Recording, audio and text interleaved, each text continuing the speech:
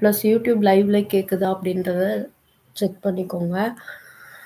ஒரு blue screen ஒண்ணு அடிக்குது. அது அப்புறமா மேனேஜ் பண்ணிக்கலாம். ஓகே. நம்ம ப்ரேயர் பண்ணி ஸ்டார்ட் பண்ணுவோம். ஸ்தோத்திர ஆண்டவரே, உம்மை துதிக்கிற ராஜா, உமக்கு நன்றி செலுத்துகிறோம். அப்பா ஸ்தோத்திரம், ஸ்தோத்திரம் நல்லவரே, உம்மை துதிக்கிறோம். நன்மை செய்கிற தெய்வமே, உமக்கு நன்றி செலுத்துகிறோம். அப்பா ஸ்தோத்திரம் ஆண்டவரே, இப்பொழுது கூட உம்முடைய பிரசன்னத்துல நாங்கள் அமர்ந்து ஆண்டவரே, அப்பா உம்முடைய வார்த்தைகளை தியானிக்கும்படியாக கர்த்தர் தந்த கிருபைகளுக்காக நன்றி செலுத்துகிறோம். அப்பா நீர் ஆண்டவரே எங்களுக்காக வைத்திருக்கிற திட்டமும் நோக்கமும் அது பெரியது. இப்பொழுது உங்க பிரசன்னம் ஆண்டவரே இருக்கிற இடங்கள்ல ஆளுகை செய்யட்டும். நீர் ஒருவரை ஆளுகை செய்கிற தேவனாக இருக்கிறீங்க. கர்த்தர் ஒருவரை ஆளுகை செய்கிற தேவனாக இருக்கிறீங்க. அப்பா ஸ்தோத்திரம். இப்பொழுது உங்க பிரசன்னம் ஆண்டவரே அப்பா ஆளுகை செய்ய போகிறது. அதற்காக நன்றி செலுத்துகிறோம். நீரே பொறுப்பெடுத்து வழி நடத்துங்க. மீட்பராம் இயேசு கிறிஸ்துவின் நாமத்தில் ஜெபிக்கிறோம் நல்ல பிதாவே. ஆமென். ஓகே.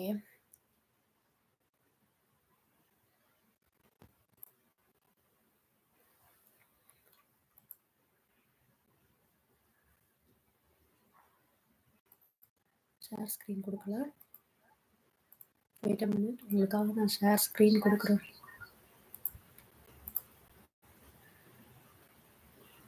ஸ்பாட்டிஃபைக்குள்ள நம்ம இது பண்ணிடலாம். Okay. Both Instagram and YouTube. Okay. Okay. Fine.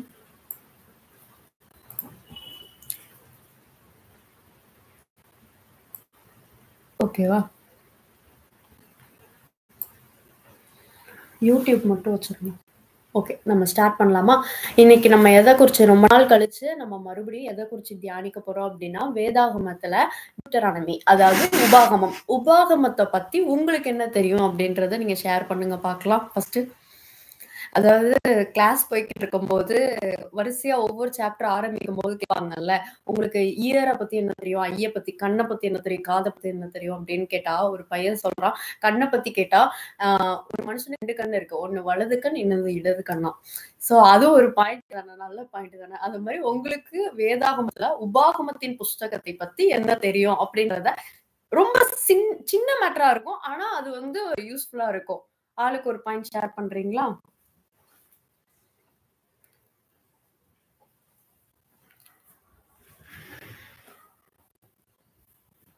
கேள்வி வைப்பீங்கன்னு தெரிஞ்சிருந்தா மீட்டிங் வந்திருக்க மாட்டேன் அப்படின்னு நீங்க சொல்ற மாதிரி வாய்ஸ் எனக்கு கேக்குது.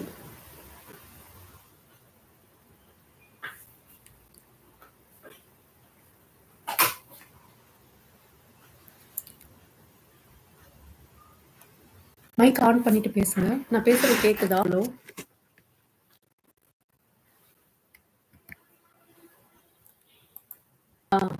உபாகமத்தை பத்தி என்ன தெரியும்னு கேட்டேன், அது கேட்டுச்சா?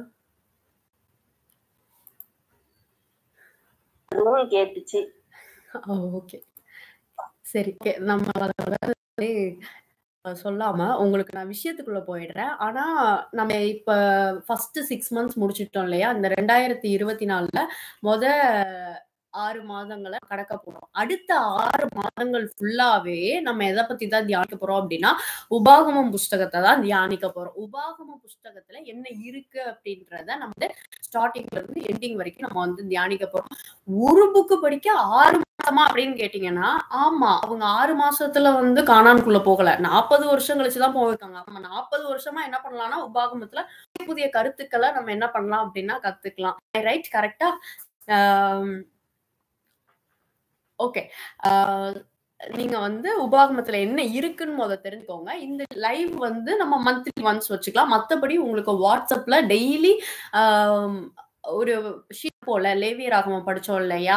அந்த லேவியராகமத்துடைய படிச்ச மாதிரியே உபாகத்துல இருந்து உங்களுக்கு வந்து வரும். ஓகே. அந்த உபாகமத்துல ஒரு பேஜ் இருக்கும். அந்த பேஜ் வந்து என்னைய ரொம்ப பிளஸ் பண்ணுச்சு. அதனால டெய்லி உங்களுக்காக நான் அனுப்புறேன். அதை நீங்க 1 பேஜ் தான் இருக்கும், ரொம்ப இல்ல 5 மினிட்ஸ் வந்து படிங்க. அதுக்கப்புறம் கீழே ஒரு கொஸ்டின், ஒரே ஒரு கொஸ்டின் இருக்கும், அதுல ஆப்ஷன்ஸ் இருக்கும், நீங்க ஆப்ஷன் வந்து கிளிக் பண்ணிக்கலாம். ஸோ இதே மாதிரி நம்ம 6 மாதமும் உபாகமம் புஸ்தகத்தை தியானிக்க போறோம். நான் சொன்ன மாதிரி என்ன அப்படின்னா ஒரு புக் முடிச்ச உடனே ஒரு கிஃப்ட்னு சொல்லுவேன். கடைசியில அடுத்த ஒரு மாசம் நல்லா வருவாங்க, 2 மாசம் நல்லா வருவாங்க, 3 மாசம் வர்றதில்ல. பட் ஆனா இந்த 6 மாசத்துல நான் கிஃப்ட்னு இன்ட்ரோடியூஸ் பண்ணல. ஏன்னா உபாகமத்தை நீங்க தியானிக்கிறதே பெரிய கிஃப்டா எனக்கு ஆண்டவர் வந்து பேசினாரு. ஏன்னா அவ்வளவு விஷயங்கள் இந்த உபாகமம் புஸ்தகத்துல இருக்குது. நம்ம உபாகமம் அப்படின்ன உடனே பயப்பட வேணாம், 34 அதிகாரமே செம்ம மேட்டர் சொல்லும். நான் உங்களுக்காக இன்னைக்கு நம்ம ஓவரால் என்ன இருக்கு அப்படின்றத பாத்துடலாம். ஓகேவா? உபாகமம் புஸ்தகம் வந்து 5வது புக்கா நம்மளுக்கு வந்து இருக்கு, தெரியுமா? 5வது. இவ்வளவுதான் மேட்டர். நான் கேட்டேன்ல, கண்ணை பத்தி உங்களுக்கு தெரியும், என்ன தெரியும் அப்படின்னு கேட்டா 2 கண்ணு இருக்கு அப்படின்னு சொல்லுவோம்ல, அதே மாதிரிதான் உபாகமம் 5வது புக்கு. இதெல்லாம் ஒரு பெரிய மேட்டரா? இதெல்லாம் நீங்க சொல்லிருக்கலாமே. அதாவது பஞ்சாங்கமம் அப்படின்னு சொல்லுவாங்க இல்லையா? அந்த பஞ்சாங்கமம் அப்படின்னா ஆதியாகமம், யாத்திராகமம், உபாகமம், லேவியராகமம், இன்னொன்னு என்னது, என்னாகமம். இந்த 5 புக்கு கொண்டதுதான் டோரா அப்படின்னு சொல்லுவோம். டோரா இந்த 5, அதாவது பஞ்சாங்கமம். பஞ்சாங்கமம் அப்படின்னா பாஞ்ச்னா என்ன, 5 புக்கு. அந்த 5 பாஞ்ச்னா 5. அப்போ 5 ஆகமங்களை உள்ளடக்கிய புத்தகம் தான் இந்த பஞ்சாங்கமம். ஓகே, அப்போ அந்த பஞ்சாங்கமத்துல இருக்கக்கூடிய 5வது புஸ்தகம் தான் எது அப்படின்னா இந்த பஞ்சாங்கமம். ஓகே, இது ஃபர்ஸ்ட் பாயிண்ட். ஓகே, 2வது வந்து என்ன அப்படின்னா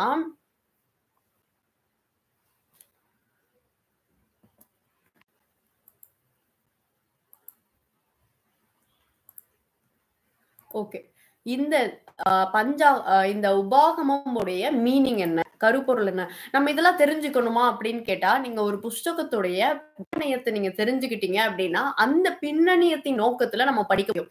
நான் சொல்றது உங்களுக்கு போக போக புரியும். ஏன் நம்ம வந்து ஒவ்வொரு புக்குடைய பின்னணியத்தை நம்ம படிக்கிறோம், ஒவ்வொரு பேக்ரவுண்ட் இன்ஃபர்மேஷனை நம்ம கத்துக்கிறோம் அப்படின்னா, ஒவ்வொரு பேக்ரவுண்ட் இன்ஃபர்மேஷன்லயும் ஒவ்வொரு சுவாரஸ்யமான நிகழ்வுகள் அந்த காலகட்டத்துல அந்த சூழ்நிலைகள்ல நடந்த விஷயங்கள். சோ அதனால நம்ம கத்துக்கிறது ரொம்ப நல்லது. இப்போ இந்த டியூட்ரானமி இருக்கு இல்லையா, டியூட்ரானமிக்கு டியூட்ரஸ் அப்படின்னா என்ன அர்த்தம்னா செகண்ட்னு அர்த்தம். டியூட்டரஸ் அதாவது கிரேக்க பதத்துல செகண்ட்னு சொல்லுவாங்க. 2வது நோமஸ் அப்படின்னு போட்டிருக்கிறதுல அது லா அப்படின்னு அர்த்தம். லானா என்னது, பிரமாணம். அதாவது 2வதாக கொடுத்த பிரமாணம் அப்படின்னு அர்த்தம். அதாவது 2வதா அவர் பிரமாணத்தை ரெக்கார்ட் பண்ணாரு அப்படின்றது இல்லாம 2வது ஜெனரேஷனுக்கு அவர் இருக்கிறாரு. அதாவது உங்களுக்கு தெரியும், 430 வருஷம் கழிச்சு எகிப்தியர்களுக்கு அடிமைத்தனத்துல இருந்து இஸ்ரவேல் ஜனங்களை என்ன பண்ணாங்க அப்படின்னு சொல்லி பார்த்தோம்னா, தேவன் வந்து அங்க இருந்து மீட்டு கொண்டு வந்தாங்க. மீட்டு கொண்டு வந்த அந்த 40 வருஷமா அங்க எல்லாரும் என்ன பண்ணாங்கன்னா வனாந்திரத்திலே அவர்கள் வந்து செத்து போனார்கள். அதுக்கடுத்து புதிய ஜெனரேஷன் வந்துச்சு. அந்த 40 வருஷம் கழிச்சு ஜெனரேஷன் வந்துச்சு இல்லையா, அந்த ஜெனரேஷன் தான் என்னாச்சு அப்படின்னா கானானுக்குள்ள போச்சு. அந்த செகண்ட் ஜெனரேஷனுக்கு சொல்லப்பட்ட புஸ்தகம் தான் இந்த உபாகமத்தின் புஸ்தகம். எத்தனை பேருக்கு புரிஞ்சது? புரிஞ்சவங்க ஆமேன்னு சொல்லுங்க. நீங்க என்னன்னா செகண்ட் ஜெனரேஷன், நான் உங்க மேல தீர்க்க தரிசனமா கூட இந்த வார்த்தையை பேச, ஃபர்ஸ்ட் 6 மாசம் உங்களுக்கு ஓடிடுச்சு அப்படின்னா இந்த 6வது மாசம் செகண்ட் ஜெனரேஷன் சொல்றதுக்கு பதிலா நான் நியூ ஜெனரேஷன் அப்படின்ற வார்த்தையை நான் உங்களுக்காக சொல்றேன். இந்த 2வது இது வந்து உங்களுக்கு நியூ ஜெனரேஷனா இருக்கும். ஏமேன். இந்த 2வது 6 மாசம் இல்லையா, 2வது 6 மாசங்கள் உங்களுக்கு எப்படி இருக்கும், நியூ ஜெனரேஷனா இருக்கும். அதாவது நியூ பிகினிங்கா இருக்கும். நியூ ஓப்பனிங்ஸ் நிறைய வரும். உங்களுக்கு நீங்க எதை எதிர்பார்த்து காத்திருக்கிறீங்களோ அந்த எதிர்பார்ப்புகள் இந்த 6 மாதங்கள்ல கண்டிப்பா நடக்கும். இந்த உபாகமம் புஸ்தகத்தை முடிக்கும் போது டிசம்பர் மாசம் 31st or 30 அன்னைக்கு நீங்க என்கிட்ட சொல்லுவீங்க, நான் இந்த காரியத்தோடு இந்த மீட்டிங்ல நான் கலந்து கொண்டேன், ஆனா இன்னைக்கு நான் அதை பெற்றுக்கொண்டேன் அப்படின்னு சொல்லத்தக்கதாக ஒரு அற்புதத்தை கர்த்தர் உங்க வாழ்க்கையில செய்வாங்க. அதை ஆண்டவர் சொல்ல சொன்னாங்க. இது செகண்ட் ஜெனரேஷன் அப்படின்றதுனால 2வது பகுதி அப்படின்றத நான் உங்க வாழ்க்கையில தீர்க்க தரிசனமா சொல்றேன். அந்த 2வது பகுதியில கர்த்தர் செய்கிறது உங்களுக்கு பெரியவைகளா இருக்கும். ஆமென். கர்த்தர் உங்களை ஆசீர்வதிப்பாங்க. சோ நம்ம இதோட டைட்டில் பார்த்தோம். நெக்ஸ்ட், உபாகமத்தோடைய மெயின் தீம் என்ன அப்படின்றத நம்ம தியானிக்கணும். ஏன் இந்த புத்தகம் வந்து எழுதப்பட்டது அப்படின்றத நம்ம வந்து தியானிக்க போறோம். உபாகமத்தோட மெயின் தீம் என்ன அப்படின்னா, ரிமெம்பர், ஒபே, டேக் ஹீட் அப்படின்னு சொல்லுவாங்க. அதாவது ரிமெம்பர் அப்படின்னா நிறைய வாட்டி இவைகளை நினை, இவைகளை நினை, இவைகளை நினை அப்படின்னு சொல்லிட்டு ஆண்டவர் வந்து சொல்லிட்டே இருப்பாரு. அந்த கட்டளைகளை ஆண்டவர் வந்து மோசே மூலமா எதை நினைக்கணும்? கானானுக்குள்ள தேவன் எப்படி கூட்டிட்டு வர போறாரு, இந்த வனாந்திரத்தை 40 நாளும் 40 வருடமும் ஆண்டவர் எப்படி நடத்தினாரு, அது என்ன எப்படி நடத்தினாரு? செங்கடல் பிளந்துச்சு, வேற யாருக்கும் புழக்கல, செங்கடல் பிளந்துச்சு. அதுக்கப்புறம் வானத்துல இருந்து மன்னா பொழிந்தது, அதுக்கப்புறம் வானத்துல இருந்து மேகஸ்தம்பமும் அக்கினி ஸ்தம்பமும் வந்து வந்துச்சு. எல்லாத்தையும் என்னன்னா உனக்கு எவ்வளவு அற்புதங்களை தேவன் செஞ்சாரு. அதேதான் இந்த 6 மாதங்களும், வருகிற 6 மாதங்களும் உங்களுக்குள்ள ஒரு ரிமெம்பரன்ஸா இருக்கும். கர்த்தர் என் வாழ்க்கையில இந்த அற்புதத்தை செய்தார் அப்படின்னு நீங்க சொல்லத்தக்க ஒரு அற்புதத்தை உங்க வாழ்க்கையில செய்வாருங்க. அது போக ஒபேனா என்ன அர்த்தம்? ஆண்டவர் கொடுக்கிற வார்த்தை அப்படியே கீழ்ப்படுகிறது. நான் உங்களுக்கு வந்து பின்னாடி சொல்றேன், கடைசியா முடிக்கும் போது சொல்றேன் இஸ்ரவேலர்கள் எப்படி ஒபே பண்ணாங்க அப்படின்றதுக்கு நான் உங்களுக்கு இந்த வேதத்தை எப்படி படிக்கணும் அப்படின்றத நான் உங்களுக்கு சொல்றேன், சரியா? அப்புறம் டேக் ஹீட். ஹீடுனா என்ன அர்த்தம்னா கவனி. நீ ஒரு இடத்துல வந்து அந்த இடத்துல ஸ்தம்பித்து போய் நிற்கிற அப்படின்னா அந்த இலக்க வந்து கவனிக்கணும். நம்ம போகிற இடம் சரியா தவறா அப்படின்றத கவனிச்சு, நம்ம செய்கிற செயல் சரியா தவறா அப்படின்றத கவனிச்சு ஸ்டாப். பரிசுத்த ஆவியானவர் கண்டித்து உணர்த்துவார். கண்டித்துனா என்னன்னா ஹீட், அதாவது கவனித்து இதை செய்யாத, இதை செய்ய அப்படின்னு சொல்லுகிறவர் தான் பரிசுத்த ஆவியானவர். சோ ரிமெம்பரன்ஸ் அப்படின்னா ரீகால் பண்றது, ஒபே அப்படின்னா கீழ்ப்படுகிறது, ஹீட் அப்படின்னா வந்து கவனிக்கிறது. எல்லா விஷயங்களும் நம்ம கவனிக்க போறோம். கவனிச்சு ஆண்டவர் செய்த அற்புதங்களை நம்ம வந்து பார்க்க போறோம். ஓகே, நெக்ஸ்ட் இந்த புக்ல ஃபர்ஸ்ட் ஒரு விஷயம் சொல்லிட்டேன், மெயின் தீம் ஆஃப் திஸ் புக்ல. ரெண்டாவது தீம் என்ன அப்படின்னா மோசே reviewed Israel history before the new generation. நான் சொன்னேன் இல்லையா, செகண்ட் ஜெனரேஷன் போட்ட இடத்துல நியூ ஜெனரேஷனுக்கு இஸ்ரவேல் அவங்களுக்கு ஒரு ஹிஸ்டரிய சொல்றாரு.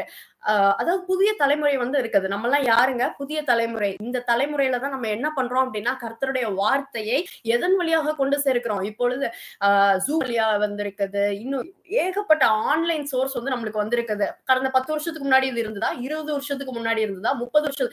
ஏன்னா நம்ம யங் ஜெனரேஷன், நியூ ஜெனரேஷன் புதிய புதிய விஷயங்களை ஆண்டவருக்காக செய்யறதற்காகவே பிறந்திருக்கோம். அதே மாதிரி அவர்களும் புதிய ஜெனரேஷனா கானானுக்குள்ள போனாங்க. நீங்க கேட்கலாம் ஏன் பழைய ஜெனரேஷன் போகல அப்படின்னா, இதையும் நான் சொல்றேன். இந்த ஸ்லைடு முடிக்கும் போது உங்களுக்கு வந்து ஒரு நியூ பிகினிங்கா இருக்கும், ஐ ஓப்பனிங்கா இருக்கும். ஏன்னா எனக்கு ரொம்ப ஆசீர்வாதமா இருந்த வசனங்கள், வார்த்தைகளை நான் இதுல வந்து இன்ட்ரோடியூஸ் பண்ணியிருக்கேன். கர்த்தர் என்னோடு கூட பேசின வார்த்தைகளை நான் உங்களுக்கு இன்ட்ரோடியூஸ் பண்ணியிருக்கேன். He exhorted them to remember Jehovah's love toward them in the wilderness, that they may be assured of his continuing care in Canaan. Okay.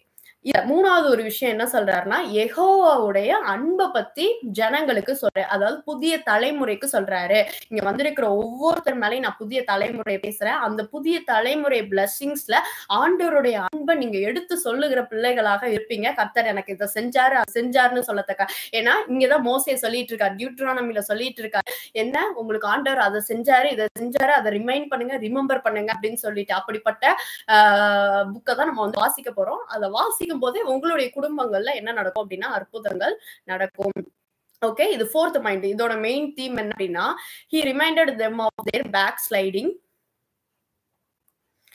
and warned them of the consequences of future disobedience. அதாவது back sliding, பின்வாங்கி போறத பத்தி பேசுறாரு, டிசோபீடியன்ஸை பத்தி பேசுறாரு. இந்த பின்வாங்கி போகிறது அதுல நான் மேஜரா நம்புறது இல்லை. ஏன் அப்படின்னா ஒருத்தர் கர்த்தருடைய அன்பை சரியா புரிஞ்சுட்டான்னு வச்சுக்கோங்களேன், அவனுக்கு பின்மாற்றமே இருக்காது. ஏன்னா நம்ம கர்த்தர் பிடிச்சா அது நம்ம வந்து வலிவி போகிறதற்கு வாய்ப்புகள் உண்டு. ஆனா கர்த்தர் நம்மளை பிடிச்சிருக்காரு, அவரை விட்டு நம்ம எங்கெங்க போவோம். அப்படியே போனாலும் மறுபடியும் எங்க போவோம்? மறுபடியும் அவர்கிட்டதான் வந்தாகணும். சோ ஆனா இந்த இஸ்ரவேல் ஜனங்கள் எத்தனை வாட்டி பேக் ஸ்லைட் ஆகியோ போயிருக்காங்க. அப்படி போன ஜனங்களுக்கு சொல்றாரு, இனி நீங்க போகாதீங்க ஃபியூச்சர்ல இப்படின்னு சொல்லிட்டு அவங்களுடைய டிசோபீடியன்ஸை பத்தி எடுத்து காமிக்கிற உபாகமம் புஸ்தகம் வந்து பார்க்க போறோம். இப்போ வந்து உபாகமம் 9வது அதிகாரத்தையும் நீங்க வந்து கம்பேர் பண்ணணும். எதோட அப்படின்னா யாத்ராகமம் 32, என்னாகமம் 14ஓட நீங்க கம்பேர் பண்ணும்போது என்ன இருக்கும்? Love and fear, obedience to God. அதாவது தேவனுடைய அன்பையும் தேவனிடத்தை நம்ம காட்டுகிற பயம். பயம்னா என்ன? அன்பு கலந்த பயம். அந்த பயத்தையும் அவரை நம்ம எப்படி ஒபே பண்றோம் அப்படின்றதையும் எடுத்து இந்த 3 அதிகாரங்களும் நம்மளுக்கு வந்து கொடுக்குது. நம்ம என்னாகமம் தியானிப்போம்.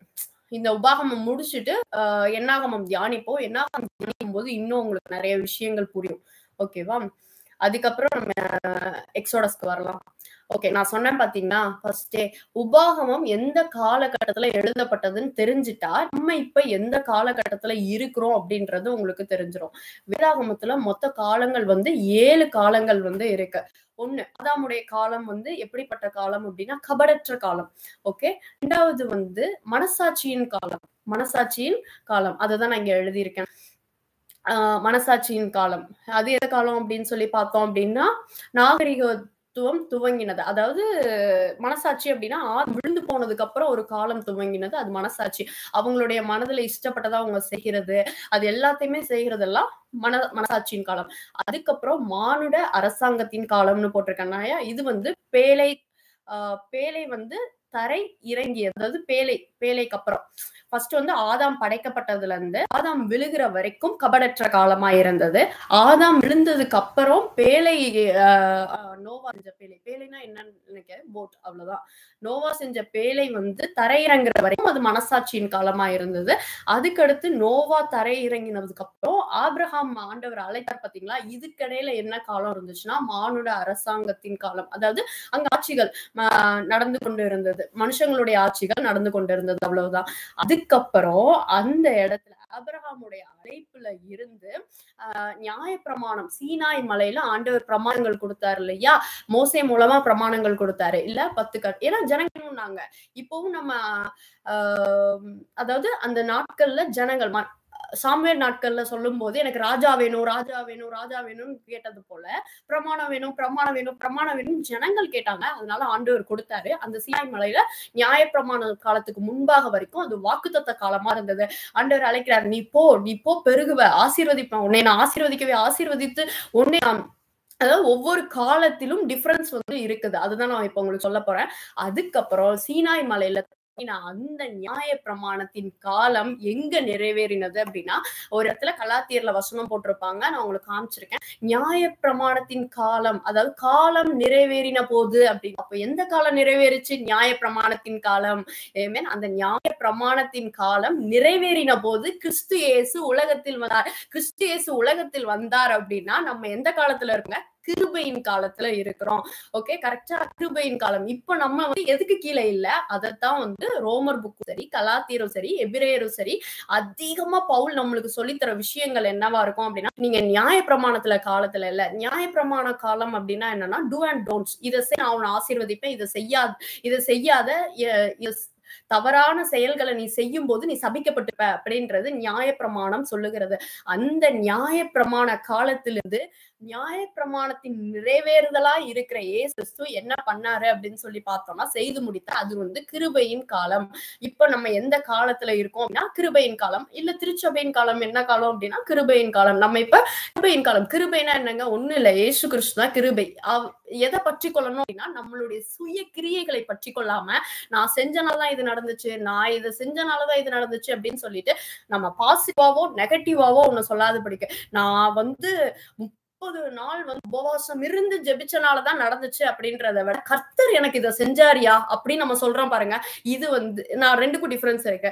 நான் ஒரு நாள் ஃபுல்லா ஃபாஸ்டிங் இருந்தேன் அற்புதத்தை பார்த்தேன்னு சொல்றதுக்கு இது நம்மளுடைய சுயக்கிரியை குறிக்குது. நம்ம இருக்கணும். நம்ம இருக்கிறதுனால தப்பு இல்லை, ஆனா இருக்கிறதுனாலதான் அது நடந்துச்சு அப்படின்னு சொல்றோம் பாத்தீங்களா, அங்கதான் நம்ம பேக் ஸ்லைட் ஆகி போறோம்.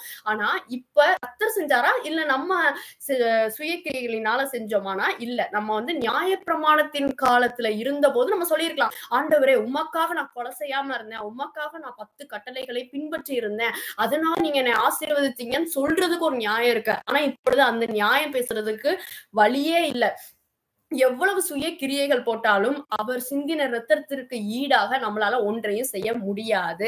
ஏன்னா நம்ம கிருபையின் காலத்துல இருக்கிறோம். நம்ம விட அதிகமா செய்து முடித்தவர் அவர் தான். அப்போ நம்ம போற்ற வேண்டியது நம்ம சுய கிரியைகள் அல்ல, இயேசு கிறிஸ்துவின் கிருபை. இதைத்தான் மறுபடியும் ரோமர் புக்லையும் கலாத்தியர் புஸ்தகத்திலையும் எபிரேயர் புஸ்தகத்திலையும் பவுல் மீண்டும் சொல்லுவாரு.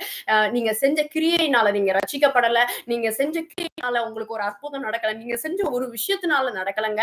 அவர் உங்க மேல இரக்கம் பட்டினாரு பாருங்களா, அந்த கிரியை நிமித்தம் உங்களுக்கு ஒரு அற்புதம் நடந்திருக்குது. அப்படி சொல்லும் போது மறுபடியும் உங்களுக்குள்ள என்ன நடக்கும் அப்படின்னா, ஸ்டார்ட் அ நியூ பிகினிங். ஒரு நியூ பிகினிங் ஆரம்பிக்கும். கர்த்தர் எனக்கு செஞ்சிருக்காரு, கர்த்தர் எனக்கு செஞ்சிருக்காரு, கர்த்தர் எனக்கு செஞ்சிருக்காருன்னு சொல்ல சொல்ல சொல்ல உங்களுக்குள்ள கர்த்தரோட குறித்த நம்பிக்கை அதிகமாகும். உங்களுக்குள்ள இன்னும் அதிகமாய் அற்புதங்களை தினமும் டெய்லி பார்க்க ஆரம்பிப்பீங்க. ஆமென். அதுக்கு கிருபையின் காலத்துக்கு அப்புறம் ராஜ்யத்தின் காலம். இது நம்ம வந்து தானியேல் புக்ல தியானிச்சோம். வானம் பூமி, புதிய வானம் புதிய பூமி, இதை குறிச்செல்லாம் நம்ம ராஜ்யத்தின் காலத்துல எப்படி இருக்கும் அப்படின்றத தானியேல் புக்ல நம்ம வந்து தியானிச்சோம். ஓகே. இப்ப நம்ம நியாயப்பிரமாணத்தின் காலத்துல இல்ல, கிருபையின் காலத்துல இருக்கும். சோ நம்ம டியூட்ரானமி படிக்கும் போது அந்த ஜனங்கள் அந்த நியாயப்பிரமாணத்தின் காலத்துல இருந்தாங்க. அவங்களோட போக்கஸ் படி நம்ம படிக்கணும். எத்தனை பேருக்கு புரிஞ்சுது? அதுக்காண்டிதான் இதை எழுதியிருக்கேன். உபாகமத்தின் புஸ்தகம் எதற்காக கொடுக்கப்பட்டது அப்படின்னா, இந்த நியாயப்பிரமாணத்தை ஜனங்கள் கேட்டாங்க. எப்படி ராஜாவை கேட்டு மனசு நோக வச்சாங்களோ தேவனை, அதே போல நியாயப்பிரமாணத்தையும் கேட்டு தேவனை என்ன பண்ணாங்க? கஷ்டப்படுத்தினாங்க. அப்படி நியாயப்பிரமாணத்தின் காலத்துல உள்ள மக்கள் வாழ்ந்த சூழ்நிலைகள்ல எழுதப்பட்டதுதான் இந்த உபாகமத்தின் புஸ்தகம். Okay, fine. எல்லாரும் இருக்கீங்களா? நான் சொல்றது கேக்குதா? நான் மட்டும் டக்குன்னு சொல்லிட்டு போறேனா? Amen, amen. Thank you, thank you so much. Okay, next போலாமா? ஆத்தர். இது யார் எழுதுனா? இது யார் சொல்றாரோ? ஏன் இது நான் ஸ்பெசிபிக்கா சொல்றேன்னா, இது ஒரு ஹைலைட் இருக்கு, அதனாலதான் சொல்றேன். உபாகமத்தை எழுதுனது யாரு அப்படின்னா மோசே எழுதினாரு. அப்படின்றது ஊருக்கே தெரியும். இதுதான் நீங்க முதலே சொல்லிட்டீங்களே அப்படின்றீங்களா? சரி, கடைசி அதிகாரத்தை யார் எழுதுனா? கடைசி 34வது அதிகாரம். மோசே வந்து சாகிறதுக்காக மலைக்கு வந்து போவார் இல்லையா? அந்த மலையில போய் அவர் எழுதினாரா அப்படின்னா, அதாவது வேத வல்லுநர் ஒரு 2 தரப்பார் வந்து என்ன சொல்றாங்கன்னா, இதை யோசுவா எழுதியிருக்கலாம் அப்படின்னு சொன்னாங்க. எல்லாமே ஒரு யூகம் தான். யோசுவா எழுதியிருக்கலாம். ஏன்னா அவங்களுக்கு கிடைத்த அந்த சுருளா இருக்கும் அப்படின்றத நான் சொல்லியிருக்கேன்ல. வேதாகமம் நம்மள மாதிரி இப்படி பைபிளா இருக்காது, புக்கா இருக்காது. அவங்களுக்கு வந்து சுருள் கிடைச்சது. அந்த சுருள்ல இருந்து தான் அவங்க புக்கா வந்து எழுதியிருக்காங்க. அப்போ அந்த சுருள்ல என்ன இருந்துச்சு? கரெக்ட்.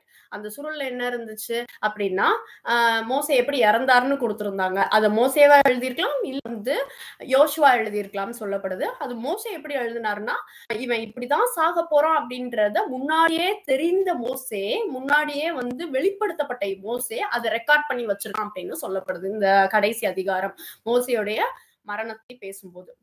Okay, fine. அவ்வளவுதான். இது ஆத்தர் வந்து மோசேவா இருக்கலாம், கடைசி அதிகாரம் யோசுவாவா இருக்கலாம். அப்புறம் இது காலகட்டத்துல எழுதப்பட்டது நம்ம தெரிஞ்சுக்கிட்டா இன்னும் நம்மளுக்கு வந்து ரொம்ப யூஸ்ஃபுல்லா இருக்கும். சோ இந்த மேப் போட்டிருக்கேன் பாத்தீங்களா, இது ரொம்ப முக்கியம். நான் உங்களுக்கு அடுத்த ஸ்லைட்ல மேப்பை பத்தி சொல்லி தரேன். என்னாகமம் படிக்கும் போது இந்த மேப் உங்களுக்கு ரொம்ப யூஸ்ஃபுல்லா இருக்கும். என்னாகமத்திலேயே அவ்வளவு மேட்டர் இருக்குது. அதாவது மோவாப் மலையில தான் யார் இறந்தா? இந்த மோசே வந்து இறந்தாரு. இந்த மேப்பே தெரியும் நினைக்கிறேன். மோவாப் மலை, மவுண்ட் நேபோ அப்படின்னு போட்டிருக்காங்கல்ல, அது ஓகே. நான் அடுத்த இதுல சொல்லித்தரேன். the year is assumed to be 1451. இதுவும் வந்து தோராயிரம் தான், அஸ்யூம்டு தான் கொடுத்திருக்காங்க. 1451 அப்படின்னு சொல்லல, இருக்கலாம். அந்த காலகட்டத்துல கூடவும் இருக்கலாம், குறையாவும் இருக்கலாம். கானானுக்கு போறதுக்கு ஒரு 2 மாசத்துக்கு முன்பாக, யோர்தானை கடக்கிறதுக்கு முன்பாக அந்த மோவாபிய அந்த மலையில வச்சு மோசே வந்து எழுதினதாக குறிப்பிடப்படுகிறது இந்த உபாகமத்தின் புஸ்தகம். Okay, fine. ஓகே, இது என்னாகமம் வரும்போது நம்ம தியானிக்க போறோம். என்ன அப்படின்றத சுருக்கமா சொல்றேன். என்னாகமம் 33வது அதிகாரத்துல நம்ம வாசிக்கிறோம். அங்க 42 ஸ்டேஷன்ஸ்னா ஜங்ஷன். இப்ப நம்ம எப்படின்னா, ஒரு அப்பா வந்து பிள்ளையை கூட்டிட்டு போறாரு. எங்க இருந்து? கோவில்பட்டியில இருந்து சென்னைக்கு கூட்டிட்டு போறாரு. அப்போ அது நம்ம எதெல்லாம் தாண்டி வரணும் அப்படின்னு சொல்லி பார்த்தோம் அப்படின்னா, கோவில்பட்டியில இருந்து கிளம்பணும், சாத்தூர் ஜங்ஷனை தாண்டணும், மதுரை ஜங்ஷனை தாண்டணும். அடுத்து வந்து மதுரைக்கு அப்புறம் என்ன இருக்கு? திண்டுக்கல் இருக்கு. அதுக்கப்புறம் சோ இந்த மாதிரி சென்னை வர வரைக்கும் 42 ஜங்ஷன் இருக்கிற இந்த மாதிரி ஒவ்வொரு ஜங்ஷன் இருக்கு இல்லையா? ஸோ ட்ரெயின்ல போனா ஒவ்வொரு ஜங்ஷன் நம்மளுக்கு தெரியும் இல்ல? அதே மாதிரி இவங்க 42 ஜங்ஷனும் என்னாச்சு அப்படின்னா இருந்துச்சு. அந்த 42 ஜங்ஷனுடைய பெயரையும் என்னாகமம் 33ல வாசிக்கலாம். அதாவது ஃபர்ஸ்ட் ஜங்ஷன் ராமசீஸ்ன்னு போட்டிருக்கு இல்லையா? அந்த ராமசீஸ்ல இருந்து ஜனங்கள் வந்து கிளம்புறாங்க. அவங்க எகிப்துல இருந்து கிளம்புறாங்க. Next Sukkot. இந்த ஒவ்வொரு விஷயங்களுக்கும் மேட்டர் இருக்குங்க. ராமசீஸை குறிச்சு நம்ம யோசிக்கிறோம் அடிமைத்தன வீடு அப்படின்னு யோசிக்கிறோம். ஆனா ராமசீஸ் நல்ல நிலம் அப்படின்னு சொல்லிட்டு யாக்கோபு ஒரு இடத்துல சொல்லுவார். நான் என்னாகமம் நம்ம படிக்கும் போது நான் உங்களுக்கு ராமசீஸை பத்தியும் நெக்ஸ்ட் ஸ்டாப்பிங் வந்து சுக்கோத். சுக்கோத் வந்து நம்ம சென்னையில டவர் இருக்கு தெரியுமா? டவர் மேல ஏறி போய் நின்னா ஊர் உலகமே தெரியும்ல. என்ன டவர் அது? சென்னையில பெரிய டவர். சென்னைக்காரங்க சொல்லுங்க.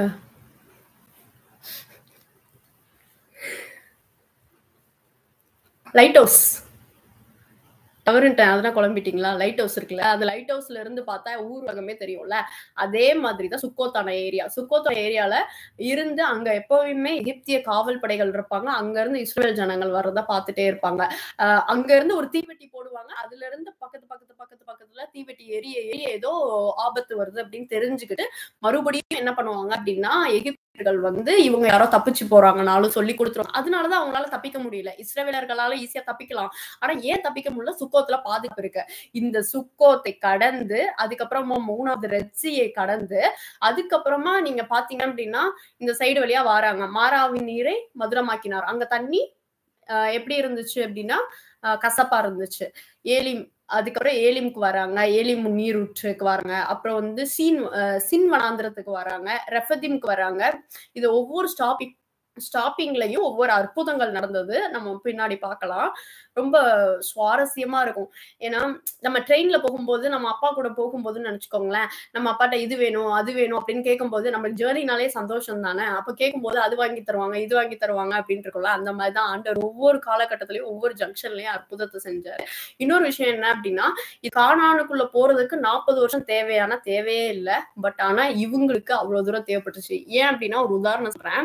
நான் கை வச்சிருக்கேன். இந்த 11வது ஜங்ஷனா பாருங்க, எலியோன் ஜாபேர் அப்படின்னு போட்டுருக்கல. இந்த இடத்துல இருந்து சுத்தி வந்து மறுபடியும் அதே இடத்துக்கு வராங்க பாருங்க. தேவையா? சரி, அப்படியே சுத்தி வந்தவங்க கானான் பக்கத்துலதான். இங்க இருக்கு பாத்தீங்களா, கானான் பக்கத்துலதான். அப்படியே போய்க்கலாம், போகல. ஆனா நாங்க சுத்தி வந்து அதுக்கப்புறமா மோவாபலியா போய் தான் போவோம்னு சொல்லுவாங்க. சோ அது என்ன அப்படின்றது மேட்டர் வந்து நம்ம என்ன புஸ்தகத்துல படிப்போம். அப்படி சுத்தி வர்றது அவங்களுக்கு அவ்வளவு சந்தோஷம். ஏன்னா விரும்புனது 40 வருஷமா ஆண்டவர் நடத்துறாரு நம்ம சொல்றோம். 40 வருஷமா இவங்க விரும்பி போய் இங்க ஒரு சுத்தி இருக்காங்க. ஆனா இந்த இடத்துல இன்னொரு விஷயம் என்னன்னா, அவங்களுக்கு தண்ணி இல்ல. ஏன் தண்ணி இல்லைன்னா, இந்த இடத்துல ஆண்டவர் வந்து போகவே சொல்லல. இப்ப அங்க போய் சீன் வனாந்திரம், அது பேரே ZIN சீன் வனாந்திரம். அந்த சீன் வனாந்திரத்துக்கு போய் தண்ணி இல்ல. நம்ம கஷ்டப்பட்டு மறுபடியும் அதே இடத்துக்கு வந்து மறுபடியும் தண்ணியை குடிச்சாங்க. அதுக்கப்புறம் மவுண்ட் நீபு போனாங்க. இந்த நீபுல தான் வந்து மோசே வந்து இறந்தாரு. அதுக்கப்புறம் யோர்தான் வழியா போய் அதுக்கப்புறம் எரிகோ வழியா போய் அதுக்கப்புறமா கானானுக்கு போனாங்க. இவ்வளவு சுத்தி இருக்காங்க. கிட்டத்தட்ட 40 வருஷமா சுத்தி இருக்காங்க. சரி, அது அதுக்கப்புறம் பார்க்கலாம். நம்ம என்ன ஆகும் படிக்கும் போது இன்னும் சுவாரஸ்யமா இருக்கும் இந்த விஷயங்கள். ஓகே,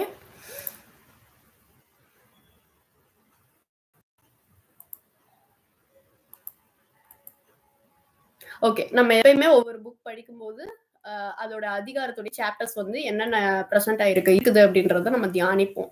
அதை தியானிக்கிறோம். தியானிச்சுட்டு உபாகமத்தை நம்ம எந்த கண்ணோட்டத்தோடு படிக்கணும். ஃபர்ஸ்ட் கண்ணோட்டம் சொன்னேன், அவங்க நியாயப்பிரமாணத்தின் காலத்துல இருந்த கண்ணோட்டம். 2வது கண்ணோட்டம் கர்த்தர் நல்லவர் அப்படின்ற கண்ணோட்டத்தோட படிக்கணும். கர்த்தர் நல்லவர் அப்படின்ற வார்த்தைகளை கேட்கும் போதே உங்களுக்குள்ள என்ன நடக்கும் அப்படின்னா அற்புதங்கள் நடக்கிறத நம்ம வந்து பார்க்க முடியும். ஓகே, ஃபர்ஸ்ட் 4 அதிகாரம் வந்து இஸ்ரவேல் ஜனங்கள் அந்த 42 ஜங்ஷனையும் எப்படி கடந்தாங்க அப்படின்றத நம்ம பார்ப்போம். அதுதான் வந்து சொல்லுவாரு. அடுத்து இருக்கிற 5ல இருந்து 13வது அதிகாரம் வரைக்கும் என்ன இருக்கு அப்படின்னா கவனன்ட் ஆப்ளிகேஷன் அப்படின்னா கடமைகள். கவனன்ட் புதிய உடன்படிக்கை நம்மளுக்கு கிடைச்சது. அவங்க பழைய உடன்படிக்கையில இருந்தாங்க. உடன்படிக்கையினுடைய கடமைகள் என்ன, பிளஸிங்ஸ் என்ன, கர்ஸ் என்ன, இதெல்லாம் பத்தி சொல்லியிருப்பாரு. அதுக்கப்புறம் டிஸ்டிங்ஷன் அப்படின்னா இதோட தன்மை. ஓகே, இதுல வந்து 14வது அதிகாரத்துல அனிமல்ஸ், எந்த அனிமலை சாப்பிடணும், எந்த அனிமல் சாப்பிடக்கூடாது, பொருளாதாரம், எக்கனாமிக்ஸ், கர்த்தருக்காக நம்ம கொடுக்க காரியங்கள், அது போக என்னென்ன பொருளாதாரத்துல நம்ம எப்படி பணங்களை செலவழிக்கிற முறைகள் எல்லாத்தையும் பத்தி எழுதியிருக்கோம். ஃபீஸ்ட்னா என்னங்க? பண்டிகை. பண்டிகை அப்படின்னு அர்த்தம் சந்தோஷமா இருக்கிறது. இந்த இடத்துல 16வது அதிகாரத்துல பண்டிகைன்னு கொடுத்திருப்பாங்க தெரியுமா? ஆல்மோஸ்ட் இன்னைக்கு நம்ம என்ன டே கொண்டாடிட்டு இருக்கோம்? யாருக்கா தெரியுமா? We are celebrating today சண்டேன்ற கூடாது, இல்ல சபாத் டே வேண்டாம். சபாத் டேவை போட்டிருப்பாங்க, ஃபீஸ்ட்ல போட்டிருப்பாங்க. சபாத் டேனா வந்து ஓய்வு நாள் ஆராதனை. ஓய்வு நாளும் ஆராதனை அல்ல, ஓய்வு நாள் பண்டிகை. அவங்க வந்து கொண்டாடினது வாரத்துல 7வது நாள் ஓய்வு நாள் பண்டிகையை அவங்க என்ன பண்ணாங்கன்னா கொண்டாடினாங்க. ஃபீஸ்ட். ஓகே, ஃபீஸ்ட் மெயினா ஃபீஸ்ட் எதை குறிக்குது? பென்டிகாஸ்ட். இன்னைக்கு என்ன டே? 40th டே, பெண்டிகாஸ்ட் டே. இன்னைக்கு பெண்டிகாஸ்ட் சண்டே அப்படின்னு சொல்லுவாங்க. பெந்தேகோஸ்தே சண்டே அன்று பெந்தேகோஸ்தே மேல் வீட்டு அறையில் கூடியிருக்கும் போது அங்க என்ன உண்டாச்சு? பரிசுத்த ஆவியானவர் வந்து அங்க ஒரு செலிப்ரேஷன் உண்டாச்சுல, அதே மாதிரி அதே ஃபீஸ்ட் இங்க நடந்துச்சுங்க. அந்த ஃபீஸ்ட பத்தி எல்லாம் இதுல இருக்கும், அந்த பண்டிகைகள்.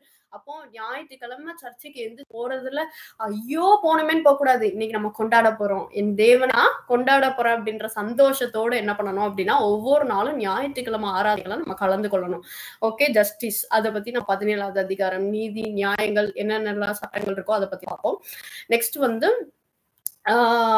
லாஸ்ட் கவனன்ட் என்னென்ன பிரமாணங்கள் இருக்கு 18ல இருந்து 25 வரைக்கும் படிக்க போறோம். கவனன்ட் ராட்டிபிகேஷன் அப்படின்னா அங்கீகாரம். ஓகேவா? உடன்படிக்கையின் அங்கீகாரம் என்ன அப்படின்றது 26ல இருந்து 30 வரைக்கும் இருக்கும். யோசுவா இஸ் த நியூ லீடர். அது வந்து 31ல ஆண்டவர் அபிஷேகம் பண்ணது இளைய தலைமுறை. அதுதான் சொல்றேன், நீங்க எல்லாம் வந்திருக்கிற எல்லாம் இளைய தலைமுறை. ஐயோ எனக்கு 40 வயசு ஆயிடுச்சு, 50 வயசு ஆயிடுச்சு. ஆண்டவர் வரையில நீங்க எல்லாம் இளமைகள். ஏன்னா மோசேவே தன்னுடைய ஜேர்னியை ஸ்டார்ட் பண்ணும்போது 80 ஃபைனல் டெத்.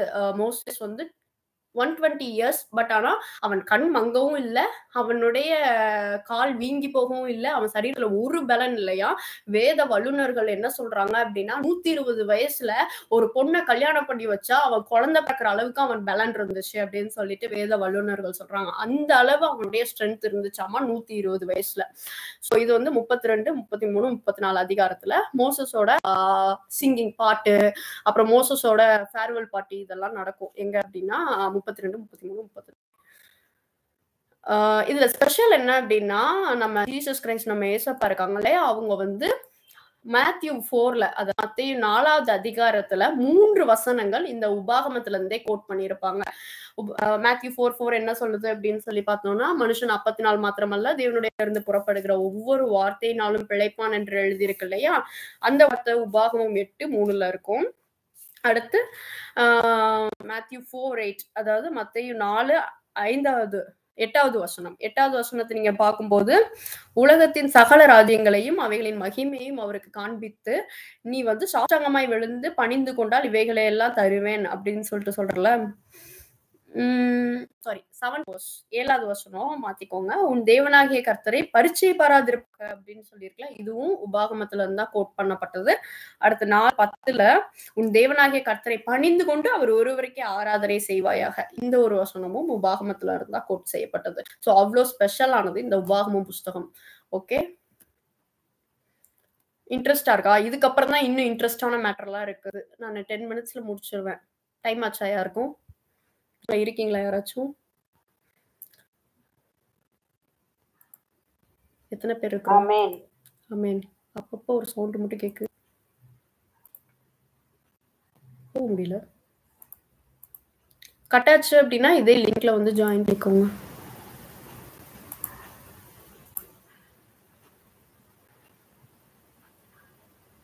ஓகே, போக முடியல, பார்க்கலாம். பிபிடிக்குள்ள போலாமா? உபாகமத்தை நீங்க படிக்கக்கூடிய கண்ணோட்டம். ஓகே, உபாகமத்தை நீங்க படிக்கக்கூடிய நோட்டம் எப்படி இருக்கணும் அப்படின்னா, என் கர்த்தர் நல்லவர், அவர் நன்மை செய்கிற தேவன். ஆனா இந்த வசனம் இப்படி சொல்லுதே அப்படின்னு சொல்லிட்டு வசனத்தை வச்சு நம்ம கர்த்தரை பார்க்கும்போது அப்படின்னு சொல்லும் போது யாக்கோப்ல ஒரு வசனம் நம்மளுக்கு தெரியும், அவர் ஒருவரையும் சோதிக்கிறவர் அல்ல அப்படின்ற வசனம் தெரியும் இல்லையா. அப்போ அவர் ஒருத்தரையும் சோதிக்க மாட்டாருன்னு போட்டிருக்கேன். ஆனா உபாகமம் 8வது அதிகாரம் 2-3 வசனங்கள்ல அவர் சோதிக்கிறார் அப்படின்னு போட்டிருக்கேன். என்ன அப்படின்னு தியானிக்கிறோம். தியானிக்கிற மெத்தடாலஜி உங்களுக்கு சொல்லித்தரேன். ஒரு வசனத்தை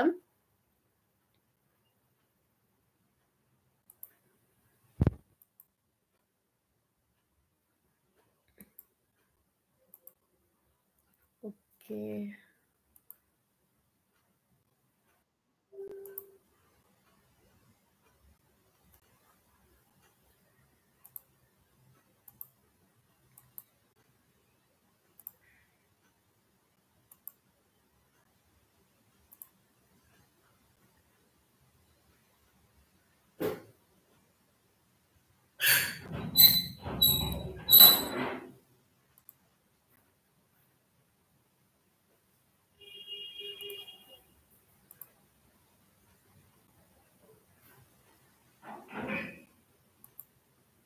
ஓகே. இப்ப கேக்குதா நான் பேசுறது? இப்ப கேக்கு. இவ்வளவு நேரம் கட் ஆயிடுச்சு. அது ஹாஃப் ஹவர் ஆயிருச்சு. அது என்னைய தெளிவுபடுத்துது. அரை மணி நேரமா பேசிட்டு இருக்க, பிரேக் விடு அப்படின்னு சொல்லுது. வேற ஒண்ணும் இல்ல. Okay fine. நம்ம விஷயத்துக்குள்ள போகலாம். இந்த ஒரு விஷயத்த சொல்லி நான் முடிச்சிடுறேன். டைம் ஆச்சா?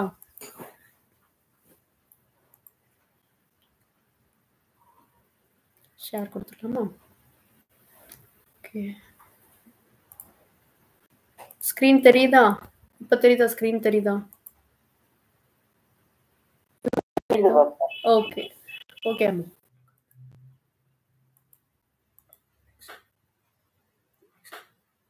ஹலோ. நெக்ஸ்ட் இல்ல, இது இல்ல, இதுவும் இல்ல. ஃபர்ஸ்ட் தான் தெரியுது மேல. ஓகே ஓகே ஓகேம்மா.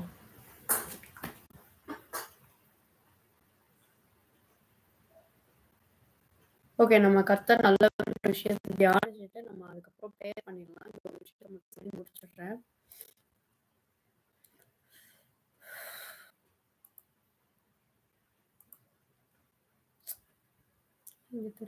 தெரியல. Okay, no issues. ஓகேவா? உன் தேவனாகிய கர்த்தர் உன்னை சிறுமைப்படுத்தும்படிக்கும் தம்முடைய கட்டளைகளை நீ பைபிள் வச்சிருந்தீங்க அப்படின்னா நீங்க அண்டர்லைன் பண்ண வேண்டிய வார்த்தை சோதித்து அப்படின்னு போட்டிருக்கு. அந்த வார்த்தையை அண்டர்லைன்கோங்க. ஓகேவா? உன் தேவனாகிய கர்த்தர் உன்னை சிறுமைப்படுத்தும்படிக்கும் தம்முடைய கட்டளைகளை நீ கை கொள்ளுவாயோ கை கொள்ள மாட்டாயோ என்று அவர் உன்னை சோதித்து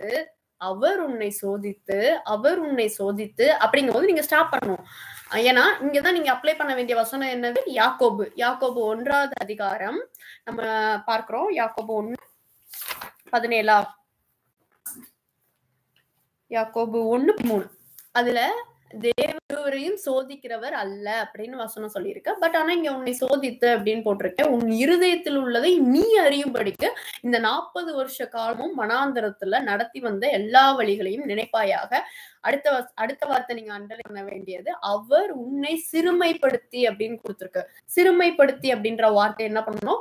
அவர் உன்னை சிறுமைப்படுத்தின்ற வார்த்தைய அண்டர்லைன் பண்ணி வச்சுக்கணும். உன்னை பசியினால் வருத்தி நான் இல்லையா மனுஷன் 40 நாள் மாத்திரம். ஆண்டவர் முன்னாடி உள்ள வார்த்தையெல்லாம் பேசல பாருங்க. கரெக்டா வசனத்தை மட்டும் தான் சொன்னார். வசனத்தை சொல்லியிருக்கலாம்ல, அவர் சொல்லல. இயேசு கிறிஸ்து என்ன சொல்றாரு? அவர் உன்னை சிறுமைப்படுத்தி உன் பசியினால்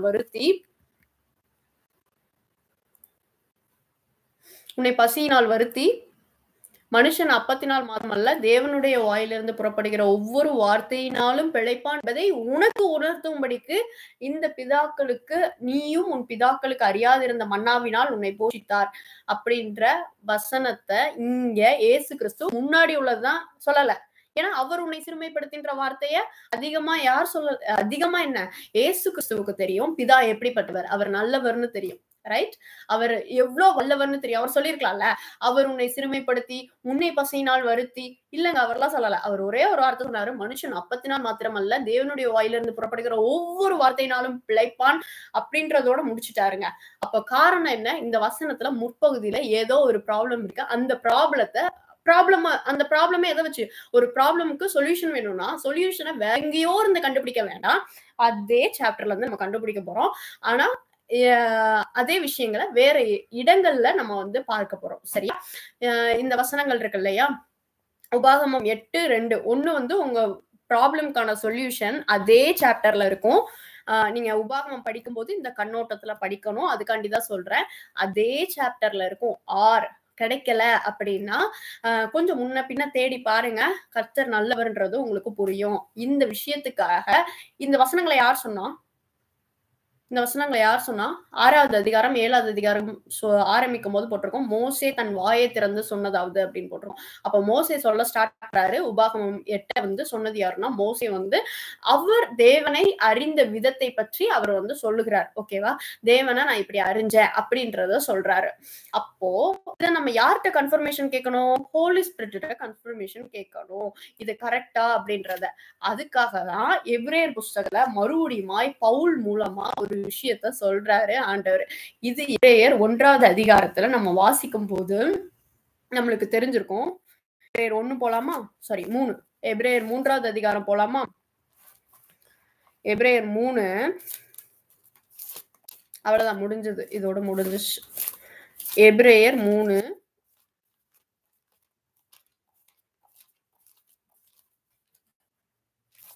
7வது வசனம். ஆகையால் பரிசுத்த ஆவியானவர் சொல்லுகிறபடி இன்று அவருடைய சத்தத்தை கேட்பீர்களாகில். இங்க யாரு வசனங்களை ஸ்டார்ட் பண்றா அப்படின்னா பரிசுத்த ஆவியானவர் இந்த வசனத்தை ஆரம்பிக்கிறாரு. இந்த வசனத்தை சொல்ல ஆரம்பிச்சது யாரு? பரிசுத்த ஆவியானவர். என்ன சொல்ல ஆரம்பிக்கிறான்னா, grasp the urgency of what God is saying to you today. இன்னைக்கு என்ன உனக்கு ஆண்டவர் பேசுறாரோ, இன்னைக்கு என்ன ஆண்டவர் நம்மளுக்கு கொடுத்திருக்கிறாரோ, வாக்கு தத்தங்கள் கொடுத்திருக்கிறாரோ அதை கிராஸ்ப் பண்ணு. கிராஸ்ப்னா என்ன? புடிச்சுக்கோ.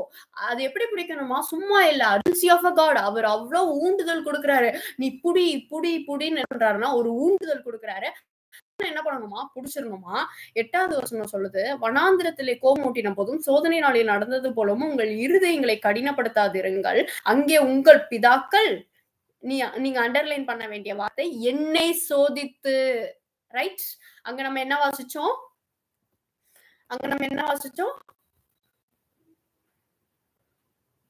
தேவன் மக்களை சோதித்ததாக வாசிச்சோம். கரெக்டா?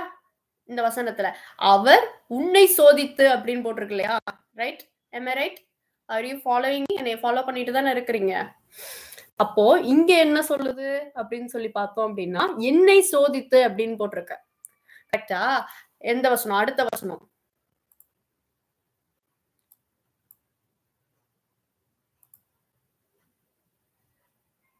இங்க போட்டிருக்குது. அப்போ இந்த எபிரேயர் 3:9 நீங்க எழுத வேண்டிய வசனம் என்னது? அந்த உபாகமத்து 8:2 வாசிக்கணும். அங்க மோசே சொல்றாரு, கர்த்தர் உன்னைய சோதிக்கிறதுக்காக தான் இந்த வனாந்திரத்துல 40 நாள் நடத்தினாரு அப்படின்னு போட்டிருக்காரு. ஆனா இங்க பரிசுத்த ஆவியானவர் சொல்றாங்க, டேய் என்னால முடியலடா, என்னை ரொம்ப சோதிச்சுட்டாங்கடா அப்படின்னா பரிசுத்த ஆவியானவர் இந்த எபிரேய புஸ்தகத்துல பேசுறாரு. பாருங்க, இவ்வளவு அழகா பேசுறாருல்ல. ஆதலால் நான் அந்த அங்கே உங்கள் பிதாக்கள் என்னை சோதித்து என்னை பரீட்சை பார்த்து. அந்த வசனத்துல நம்ம என்ன பார்த்தோம்? டெஸ்ட் ட்ரையலும் ஆண்டவர் கொடுத்தாரு அப்படின்றத மோசே சொன்னாரு. இங்க வசனம் சொல்லுது, அவங்க என்னை ரொம்ப சோதிச்சுட்டாங்க, என்னைய ரொம்ப டெஸ்ட் பண்ணாங்களாம். என்னைய என்ன பண்ணாங்க? என்ன ட்ரையல் பார்த்தாங்க. ட்ரையல்னா என்னது? என்னைய உபத்திரவப்படுத்தினாங்க, என்னைய கஷ்டப்படுத்தினாங்க அப்படின்னு சொல்லிட்டு பார்த்துட்டு 40 வருஷ காலம் என் கிரியைகளை கண்டார்கள். அப்படி சோதித்திருந்தோம் அவங்களுக்கு நான் என்ன பண்ணேன்? என்னைய நான் வெளிப்படுத்தின மீன்ஸ் அற்புதத்தை செஞ்சேன். என்னைய சோதிச்சாலும் பரவாயில்ல, எப்படியாவது இவங்க உள்ள வந்துட மாட்டாங்களா கானானுக்குள்ள அப்படின்னு சொல்லிட்டு அந்த மக்களுக்காக அந்த மக்கள் மேல அவ்வளவு பொறுமையா இருந்தாருங்க. நீங்க சொல்லுங்க, இஸ்ரவேல் ஜனங்கள் நல்லவரா இல்ல கர்த்தர் நல்லவரான்னு? இவ்வளவு நேரம் கவனிச்சீங்கல்ல, நான் எவ்வளவு அழகா சொன்னேன். அங்க மோசே சொல்றான் ஆண்டவர் உன்னை சோதிச்சான்னு. இங்க பரிசுத்த ஆவியானவர் சொல்றாரு என்னைய சோதிச்சிட்டான்கடா அவனுங்க அப்படி சொல்றாரு. இப்ப மோசேயர்களா இருந்தா என்ன சொல்லுவாங்க? இந்த வசனத்தை கேட்ட உடனே தான் யார் சோதிச்சாரு அப்படின்னு சொல்லுவாங்க. பட் ஆனா இங்க நம்ம மெடிடேட் பண்ணும் போதே தெரியுது பரிசுத்த ஆவியானவர் எவ்வளவு ஜென்டில் காட், எவ்வளவு நல்ல தெய்வம் உங்களுக்கு இருக்கிறாரு. உங்களுக்காக எல்லா விஷயத்துக்காகவும் அவர் இறங்கி வருகிறாரு அப்படின்றது தெரியுது இல்லையா? 10வது வசனம் இதுல படிக்கணுமா? therefore do not calloused in heart. calloused in heart. calloused அப்படின்னா என்ன அர்த்தம்னா மரத்து போறது. இந்த டிரான்ஸ்லேஷன் வந்து மிரர் டிரான்ஸ்லேஷன். ஓகேவா? calloused அப்படின்னா மரத்து போறது. அவங்க இருதயம் மரத்து போய் இருந்துச்சா. கர்த்தர் செஞ்ச அற்புதங்களை எண்ண முடியாம, கர்த்தர் செய்த என்ன செங்கடலை பிளந்து வந்ததை நம்ப முடியல அவங்களால, அந்த மண்ணாவை சாப்பிட்டதை நம்ப முடியல அவங்களால. அவங்க ஆண்டவர் எத்தனையோ காரியங்களை செஞ்சாரு இல்லையா? சுகத்தை தந்தாரு, அற்புதங்களை செஞ்சாரு. ஒவ்வொரு நாளும் டெய்லி பிரெட்டா ஏஞ்சல் பிரெட் சாப்பிட்டாங்க. எல்லாத்தையும் செஞ்சும் அவங்களால என்ன பண்ண முடியல பாருங்க. அவங்க அதை நம்ப முடியலையா. அவங்களுக்கு கொடுத்த நம்ம அநேக நேரத்துல ஆண்டவர் ப்ராமிஸ் வேர்ஸை கொடுத்த உடனே இதை செய்வாரா செய்ய மாட்டாரான்னா சந்தேகமே பட வேணாம். வாக்குத்தத்தம் கொடுத்துட்டாரு அப்படின்னா உண்மையுள்ளவர், அவர் செஞ்சே முடிப்பாரு. அதத்தான் இங்க கானானுக்கு கூட்டிட்டு போவேன்னா நம்ம பிரச்சனை எந்த பிரச்சனையும் இல்லை. அவர் என்ன சொல்றாரோ பின்னாடியே போக வேண்டியதுதான். அவர் என்ன பண்ணுவாருன்னா நடத்திட்டு போவாரு. அவங்க எந்த அளவுக்கு மறத்து போய் இருந்தாங்க அப்படின்னா, every time faced any contradiction or temptation. ஒவ்வொரு பிரச்சனைகளை அவங்க சந்திக்கும் போது ஒருவேளை மாறாமின் நீர் கசப்பா இருந்தாலும் டெம்ப்டேஷன் ஆனாலும் அவங்க மறுபடியும் இரிட்டேஷன் ஆனாங்களாம். தேர் ரெஸ்பான்ஸ் இமிடியட்லி ரிவீல்ட் தேர் இரிட்டேஷனா எரிச்சல் ஆனாங்க. ஏன் இந்த தேவன் இப்படி பண்றாரு, ஏன் இந்த கடவுள் எங்களை வனாந்திரத்துல கூட்டிட்டு வந்து சாக பண்ணாரு, ஏன் எங்களை வந்து வனாந்திரத்துல இப்படி சோதிக்கிறாரு அப்படின்னு சொல்லிட்டு இரிட்டேட் ஆகுறாங்க. அந்த நம்னஸ் எவ்வளவு தூரம், அந்த வாக்குத்தத்தத்தை நம்ப முடியல, அந்த அளவு அவங்க மறத்து போயிருந்தாங்க. ரெண்டாவது அவங்களுக்கு அவ்வளவு தூரம் இரிட்டேட் ஆச்சு. அதுக்கப்புறம் rather than their persuasion in God's belief. persuasion அப்படின்னா அவங்க எது கன்ஃபர்ஸ் பண்றதுக்கு பதிலா ஆண்டவர் கூட்டிட்டு போயிருக்காரு நம்புறதுக்கு பதிலா தே calloused and irritate the God. அவங்க கர்த்தரை வந்து இரிட்டேட் பண்ணாங்க. அந்த அளவுக்கு அவங்க இரிட்டேஷனா ஆனாங்க அப்படின்றத கொடுத்திருக்கு. இந்த 8வது வசனம் தான் பைபிள்ல தமிழ் வேதாகமத்துல வாசிக்கும் போது, வனாந்திரத்திலே கோபம் ஊட்டின போதும் சோதனை நாளில் நடந்தது போல உங்கள் இருதயங்களை கடினப்படுத்தாதீர்கள். இதுல நம்ம வாசிக்கும் போது ரொம்ப கடினமா இருந்த மாதிரி இருக்கு.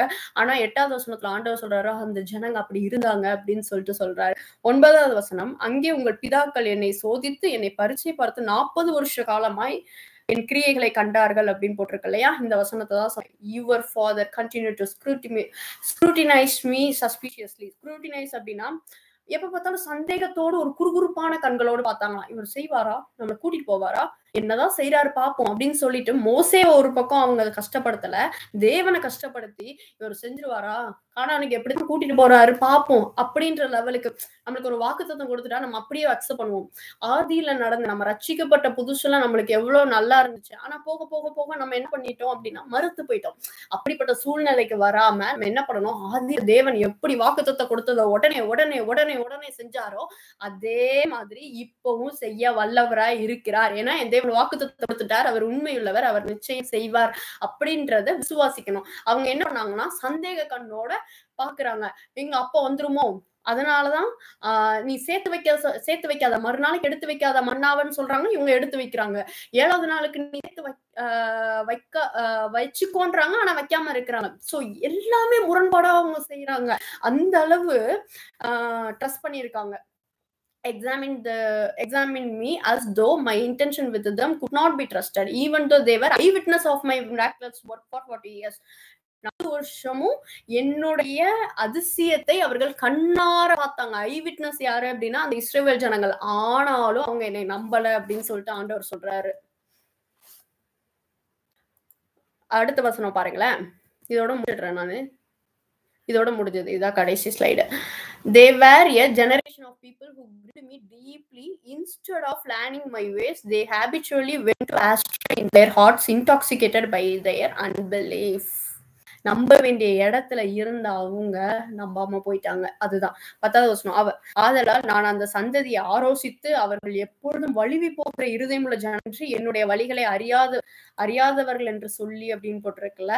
இந்த இடத்துல என்ன சொல்லியிருக்காரு அப்படின்னா, அந்த பீப்புள் என்னைய நம்பவே இல்லை கடைசி வரைக்கும். ஒரு 2 வயசு குழந்தை இருக்கு இல்லையா, 2 வயசு குழந்தை அப்பா வந்து மேல தூக்கி போடுறாங்க குழந்தைய அப்படின்னா அது சந்தோஷமா சிரிக்கும். சிரிச்சுட்டே என் அப்பா புடிச்சிருவாருன்ற நம்பிக்கையோட இருக்கும். ஆனா அதே 2 வயசு குழந்தை ஒரு 5 வயசு ஆனப்புறம் அது தூக்கி போனோம்னா காப்பாத்துங்கப்பான்னு அழுவும் தெரியுமா. ஏன்னா அப்பா மேல நம்பிக்கை இல்ல. அதுதான் மேட்ரு. இங்க அவங்க வந்து ஸ்டார்டிங்ல அற்புதம் பார்க்கும்போது நல்லாதான் எண்ணுனாங்க. பட் ஆனா போக போக போக போக அவங்க என்ன ஆயிட்டாங்க, அவங்க ஆண்டவரையே சந்தேகப்படுகிற அளவுக்கு அவங்க இருதயம் மறத்து போயிருந்தது. 11வது வசனம், Hear the echo of God's cry. இந்த 11 நீங்க வாசிக்கும் போது என்னுடைய இளைப்பாறுதலில் அவர்கள் பிரவேசிப்பதில்லை என்று என்னுடைய கோபத்திலே ஆணையிட்டேன் அப்படின்னு போட்டிருக்கு இல்லையா.